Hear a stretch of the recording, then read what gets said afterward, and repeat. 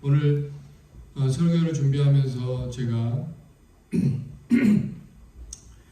뉴스를 보았는데요. 그 뉴스에는 요즘 최근에 커뮤니티를 뜨겁게 달군 소식이었습니다. 한 지방에 목회하시는 목사님의 딸이 올린 글인데 그 글에는 최근에 교회를 개방해서 주중에도 와서 교회에 들어올 수 있도록 비밀번호를 공유를 했는데요. 이 교회에 와서 과다하게 전기를 쓰는 어떤 분이 있었다고 합니다. 새로 오신 어떤 성도님의 20대 딸인데 주일이면 핸드폰 3개를 가져오고 태블릿 패드와 보조 배터리 3개를 가지고 와서 교회에서 충전을 하더라는 것입니다. 굳이 주중에도 교회에 와서 충전을 하고 또 교회 휴지를 비롯한 교회 물품이 사라지더라는 거죠. 그래서 이 따님이 글을 올렸는데요. 그 글을 읽으면서 들으면서 참 많은 생각이 들었습니다. 과연 나라면 사랑할 수 있을까? 용서할 수 있을까? 받아줄 수 있을까? 교회가 참 사랑하고 받아줘야 되는데 어디까지 할 수 있을까? 굳이 그런 또 글을 올려서 교회의 사랑 없음을 보여줘야 했을까 하는 생각을 해보게 되었습니다. 오늘은 지난주에 이어서 이 제자의 삶에 대해서 좀 더 이런 차원에서 좀 생각해 보고자 합니다. 누가복음 오늘 6장 27절에서 28절 말씀 한 번 더 읽겠습니다. 27절에서 28절입니다. 그러나 너희 듣는 자에게 내가 이르노니 너희 원수를 사랑하며 너희를 미워하는 자를 선대하며 너희를 저주하는 자를 위하여 축복하며 너희를 모욕하는 자를 위하여 기도하라. 오늘 본문은 원수를 네 종류의 사람으로 똑같은 말을 표현하고 있습니다. 원수는 어떤 사람입니까? 다른 말로 이 사랑하기 힘든 사람이죠. 오늘 본문에서는 미워하는 자, 저주하는 자, 나를 모욕하는 자, 이런 사람이 바로 원수인 것입니다. 그런 원수에게 우리가 해야 될 일은 무엇인가? 사랑하고 선대하고 축복과 기도하는 것입니다. 이것이 성경이 말하는 그리스도인이요 제자의 삶이라는 것입니다. 구체적으로 어떤 사람입니까? 뺨을 치는 자에게 돌려대는 것이고 겉옷을 빼앗는 자에게 속옷도 거절하지 않는 것이고 구하는 자에게 다시 달라 하지 않는 일입니다. 얼마나 나의 원수를 사랑할 수 있느냐가 우리 신앙의 성숙을 보여주는 지표가 되고요. 이것이 또한 천국의 상을 결정할 수 있다라는 사실입니다. 정말 인간의 본능으로는 참 하기 힘든 어쩌면 불가능한 일이라고 볼 수가 있는데 그러나 여러분 중요한 것은요. 인간이 갖고 있는 이 근본적인 문제를 해결하기 위해서 이런 사랑이 없이는 불가능하다는 사실을 우리는 간과해서는 안 된다라는 사실입니다. 예수님께서 오셔서 이 땅에서 보여주신 바로 십자가가 이런 사랑이었고요. 그것도 저와 여러분이 원수 되었을 때 보여주셨던 사랑이었습니다. 그 사랑 때문에 인간의 이 두꺼운 마음의 각질이 벗어지고 또 강팍한 마음이 깨어져서 우리가 이렇게 주일에 교회에 와서 예배를 드리고 있는 것이 아니겠는가 하는 것입니다. 바로 이 사랑이야말로 우리가 그리스도인은 우리가 평생 추구해야 될 것이고 이런 사랑이야말로 사랑이 실종된 세상에서 충격을 주는 제자의 삶이 아닐까 하는 생각을 해봅니다. 사랑에는 4종류의 사랑이 있다라는 말을 들어보신 적이 있을 텐데요. 바로 자연스러운 사랑, 스트로게라고 하고요. 또 남녀 간의 낭만적인 사랑, 에로스, 친구 간의 사랑, 필로스, 그리고 오늘 본문에 나온 이 사랑은 아가페입니다. 결코 사랑스럽지 않고 사랑하기 힘든, 사랑받을 만한 아무런 자격이 없는 사람을 의도적으로 선택하고 노력하고 결단해야 하는 사랑, 그 사랑이 아가페 사랑입니다. 존 스토트 목사님은 제자도라는 책에서 아가페 사랑의 의미는 다른 사람을 위해서 자기를 희생하는 것이라고 말씀하기도 했습니다. 오늘날 교회의 문제는 무엇인가? 지난 집회를 인도하신 최영기 목사님과 목사님들과의 만남이 지난주 월요일에 브리즈번에서 있어서 다녀왔습니다. 그런데 이런 말씀을 하시더라고요. 오늘날 교회를 필요로 하는 사람을 찾아야 되는데 교회가 필요한 사람을 찾았다는 것입니다. 잘 이해하고 들으시기 바랍니다. 교회를 필요로 하는 사람을 찾아야 되는데 교회가 필요한 사람을 찾았다. 그래서 하나님의 영광이 떠났다라는 말씀을 하셨는데요. 마음에 깊은 울림이 있었습니다. 이것은 한국 교회뿐만이 아니라 일반적인 교회 모습이 아닐까 하는 생각을 해보았습니다. 안타깝지만 인정할 수밖에 없는 사실이었고요. 오늘 교회 안에 편견이 사라져서 모든 사람이 구원받기를 원하시는 우리 하나님의 마음을 우리가 알아서 정말 교회에 오는 모든 분들을 환영할 수 있는 그런 교회가 되어야겠다는 결심을 해보게 되었습니다. 언젠가 저는 한때 이런 생각도 해봤습니다. 우리 교회 오시는 분은 좀 우리 교회 성도님들과 잘 어울리고 또 우리 교회에 맞는 분이 오시면 좋지 않을까 이런 생각도 해보았는데 어쩌면 이런 생각은 이런 사람은 교회가 필요한 사람이지 교회를 필요로 하는 사람이 아닐 수 있다는 생각을 해보면서 이것은 하나님이 기뻐하시는 교회의 모습은 아닐 수 있다는 생각을 하면서 또 그러한 것을 사건으로 보여주셔서 제가 눈물로 회개했던 기억이 있습니다. 카터 콜론이라는 사람은요, 교회가 가난한 자들을 대하는 모습이 곧 교회의 영적 상태를 보여주는 지표다라는 말도 했고요. 교회가 사명을 잃어버리면 가난한 사람에 대한 마음도 잃어버리게 된다. 개인도 마찬가지입니다. 결코 사랑스럽지 않고 사랑하기 힘들고 사랑받을 아무런 자격이 없는 사람을 얼마나 사랑할 수 있느냐가 우리 성도를 개인의 신앙의 성숙도가 될 수가 있고요. 그것이 바로 그 사람의 사랑의 깊이고 또 믿음의 깊이라고 할 수 있는 것입니다. 교회는 병원입니다. 그래서 환자가 찾아오는 것이죠. 그래서 환자가 많고요. 나아가고 있는 환자도 있고 조금 더 아픈 환자도 있고 그런데 오늘날 교회가 호텔이 되어버렸습니다. 돈 많고 화려한 사람을 환영받는 곳이 되어버렸습니다. 좀 더 교회에 필요한 사람이 환영받게 되었습니다. 이것은 안타깝지만 오늘날 교회의 현주소고요. 거기에는 하나님의 영광이 있을 수 없다라는 것입니다. 지난 전교인 수련회 폐예배 때 제가 이런 이야기를 드린 적이 있습니다. 페이스북을 뜨겁게 한때 달구었던 이야기인데요.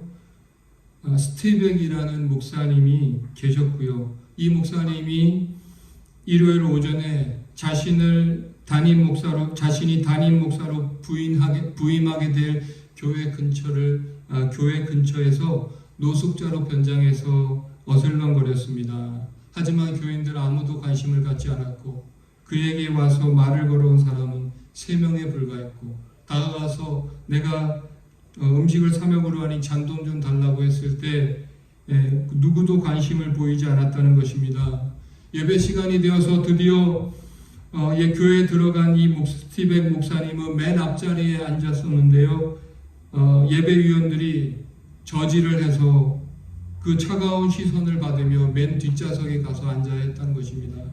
드디어 예배 시간이 되고 또 광고 시간이 되어서 새로 부임하신 목사님을 소개를 했는데 그때 맨 뒤에 앉아있던 이 노숙자 차림의 이 스티븐 목사님께서 앞으로 걸어서 강단에 올라가셨습니다.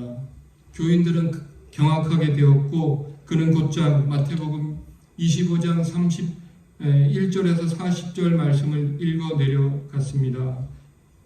25장 37절에서 40절만 좀 볼게요. 이에 의인들이 대답하여 이르되 주여 우리가 어느 때에 주께서 줄이신 것을 보고 음식을 대접하였으며 목마르신 것을 보고 마시게 하였나이까 어느 때에 나그네 되신 것을 보고 영접하였으며 헐벗으신 것을 보고 옷 입혔나이까? 어느 때에 병드신 것이 나오게 갇히신 것을 보고 가서 배웠나이까? 하리니 같이 한번 읽을까요? 임금이 대답하여 이르시되 내가 진실로 너희에게 이르노니 너희가 여기 내 형제 중에 지극히 작은 자 하나에게 한 것이 곧 내게 한 것이니라 하시고. 아멘. 예수님께서 언제 이 말씀하셨습니까? 바로 양과 염소의 비유에서 누가 양이고 염소인지를 정확하게 지목해 주셨고요. 이 스티븐 목사는 말씀을 마치자 회중들이 무언가에 심하게 얻어맞은 듯한 표정을 하고 있었다는 것입니다. 교인들 중에는 흐느껴 울면서 회개의 눈물을 흘리는 사람도 있었고요. 부끄러움에 고개를 떨구는 교인들도 대부분이었습니다. 목사님 말씀하셨죠. 스티븐 목사님 말씀하셨습니다. 이날 오전에 겪었던 일을 말하면서 오늘 아침 교인들이 모이는 것을 보았습니다. 하지만 예수 그리스도의 교회는 아니었습니다. 세상에는 교인들이 많습니다. 하지만 제자는 부족합니다. 여러분들은 언제 예수 그리스도의 제자가 될 것입니까? 라는 질문을 남겼습니다. 그리고 마지막으로 이런 말씀도 하셨는데요. 그리스도인이 된다는 것은 당신이 믿는 것 이상입니다. 그것은 이웃과 함께 그리고 옆에서 사는 것입니다. 오늘날 이 교회가 성공주의가 만든 이 병을 앓고 있다고 생각하고요. 세속화된 교회의 모습을 적나라하게 보여주는 이야기라고 생각합니다. 오늘 우리 교회는 과연 예수 그리스도의 교회인가? 그렇지 않은가? 오늘 우리 교회는 교회를 필요로 하는 사람을 찾는 교회인가? 교회가 필요한 사람을 찾는 교회인가? 깊이 성찰해보는 그런 시간이 되었으면 좋겠습니다. 그러면 어떻게 해야 사랑할 수 있는가? 사랑은 감정이 아니라 행동이라는 말이 있고요. 자꾸 섬기고 행동하고 섬기다 보면 사랑이 생긴다라는 사실입니다. 그러므로 정말 사랑할 수 있는 사람, 할 수 없는 사람, 용서가 안 되는 사람을 그 사람조차 내가 먼저 다가가서 섬기고 베풀다 보면 정말 용서하는 마음도 생기고 사랑하게 되더라라는 사실인데요. 그래서 요한계시록에서도 처음 사랑을 잃어버린 에베소 교회에 향해서 내가 어디서부터 떨어졌는지 생각하고 회개하여 처음 행위를 가지라 이렇게 말하는 것이죠. 사랑 없는 교회는 교회라고 할 수가 없고 사랑 없는 성도는 성도다운 삶을 살 수가 없는 것입니다. 그러므로 사랑할 수 없는 사람을 사랑하기 위해서 우리가 가장 먼저 해야 되는 일이 있다면 기도의 자리에서 그 사람을 축복하는 일입니다. 할 수 없기에 기도하는 것입니다. 할 수 없어서 포기하는 것이 아니라 할 수 없기 때문에 기도하는 것입니다. 어떻게 합니까? 사랑할 수 없습니다. 사랑하게 해주세요. 하나님 은혜를 주세요. 그렇게 기도를 하는 것입니다. 하나님의 뜻은 우리가 그리스도처럼 되는 것이죠. 누가복음 6장 35절 36절에요. 오직 너희는 원수를 사랑하고 선대하며 아무것도 바라지 말고 꾸어주라. 그리하면 너희 상이 클 것이요 또 지극히 높으신 이의 아들이 되리니 그는 은혜를 모르는 자와 악한 자에게도 인자하시니라. 너희 아버지의 자비로우신가 같이 너희도 자비로운 자가 되라. 39절도 읽겠습니다. 같이 한번 읽겠습니다. 누가복음 6장 39절 또 비유 39절입니다. 예. 제가 읽겠습니다. 죄송합니다. 38절인데 제가 39절이라고 했네요. 38절 읽겠습니다. 제가 읽겠습니다. 주라 그리하면 너에게 줄 것이니 곧 후이되어 누르고 흔들어 넘치도록 하여 너에게 안겨주리라. 너희가 헤아리는 그 헤아림으로 너희도 헤아림을 도로 받을 것이니라. 사랑은 주는 것입니다. 바라지 말고 주면 그것이 부메랑처럼 나에게 돌아온다는 것인데요. 그것을 믿는 사람은 그렇게 할 수 있는 거죠. 우리가 풍성하게 베풀 때 그 사랑이 나에게 돌아올 수도 있고 물론 이 땅에 살면서 돌아오지 않을 수도 있지만 분명한 것은요, 바로 천국에서 상이 크다라는 것은 분명한 사실이라는 것입니다. 그래서 오늘 이 땅에서도 그 풍성한 은혜를 경험하고 또 천국에서도 상급을 받는 그런 저와 여러분 되시기를 축복합니다. 아멘. 아멘이십니까? 네. 두 번째는요, 제자는 어떤 사람인가? 제자는 좋은 나무는 좋은 열매를 맺습니다.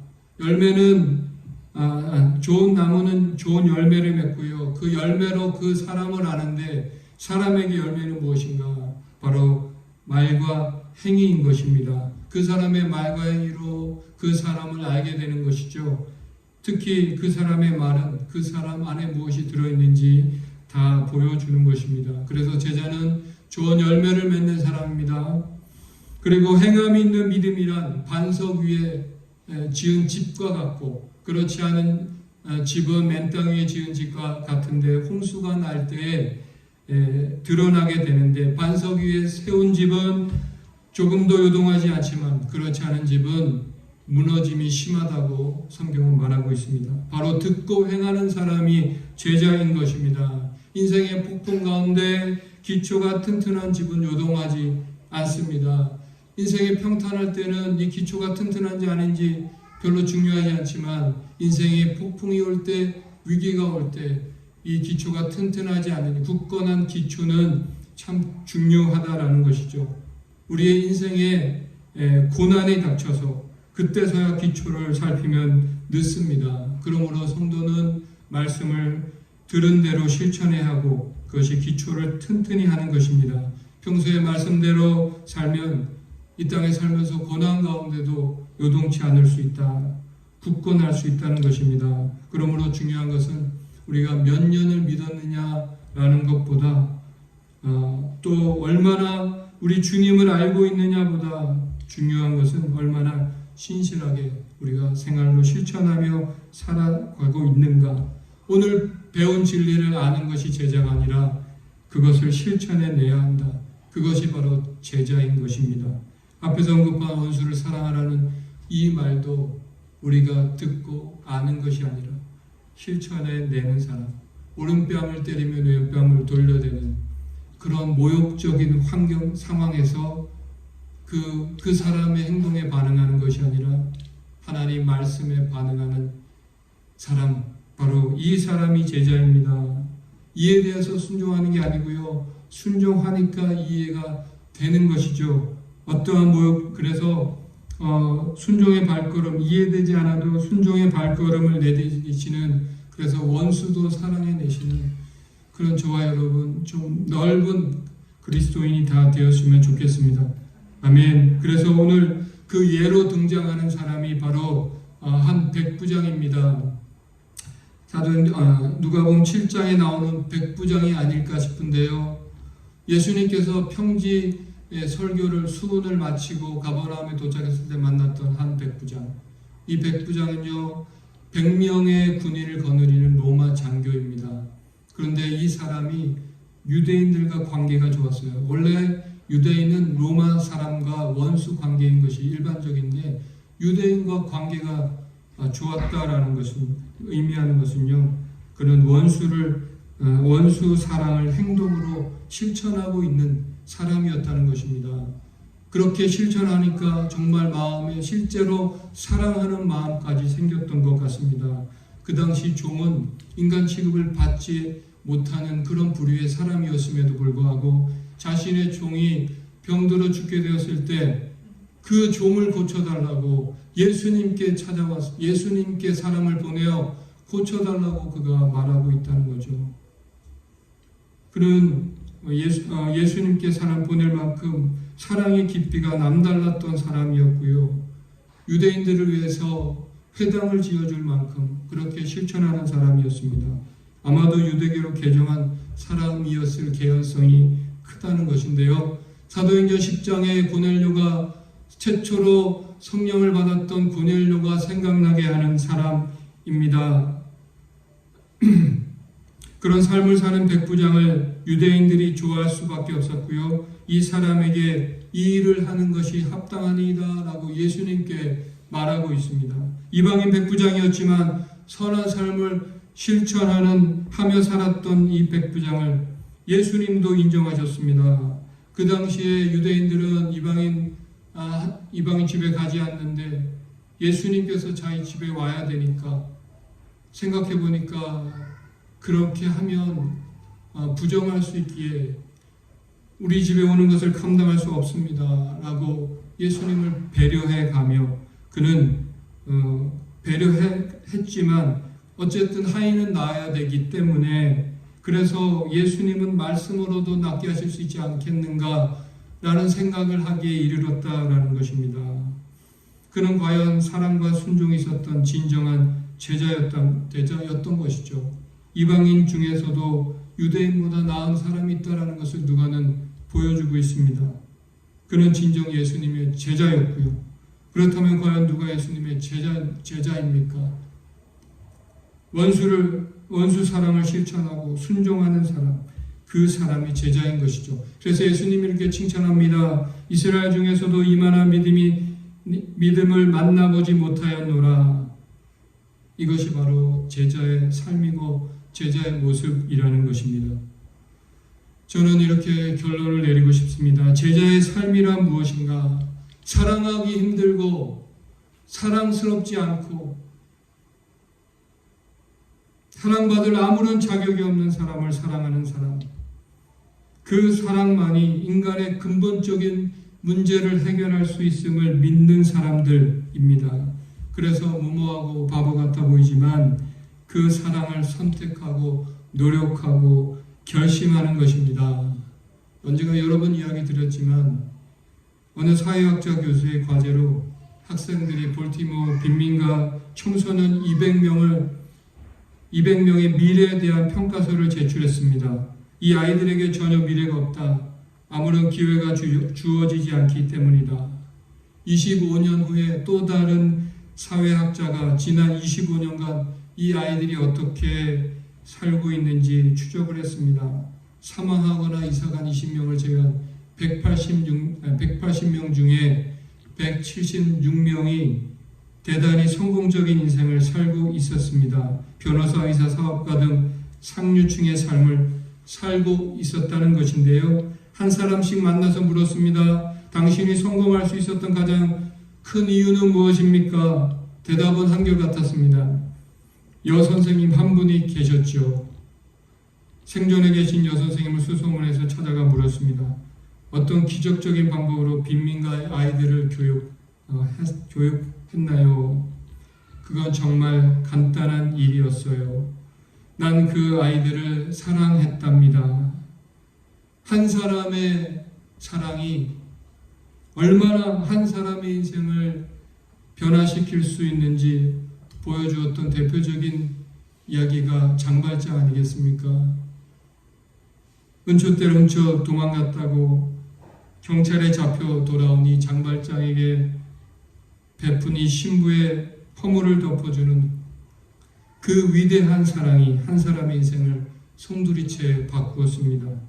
오늘 주 예수 그리스도의 십자가만큼 사랑이 사람을 근본적으로 변화시킬 수 있음을 보여준 인류 최대의 사건은 아마 없을 것이라 생각합니다. 그 십자가 사랑으로 수많은 사람들이 하나님께 돌아와 복을 받는 길을 열어주셨고요. 왜 그렇습니까? 그것은 원수된 저와 여러분을 향한 사랑이었기 때문에 결코 사랑스럽지 않고 사랑하기 힘든, 사랑받을 아무런 자격이 없는 저와 여러분을 사랑하신 사랑이었기 때문입니다. 오늘 이 사랑을 본받아 매일매일 주님의 사랑의 넓이와 깊이를 알아가고 그 사랑을 실천하며 닮아가는 그런 저와 여러분 되시기를 주님의 이름으로 축원합니다. 아멘.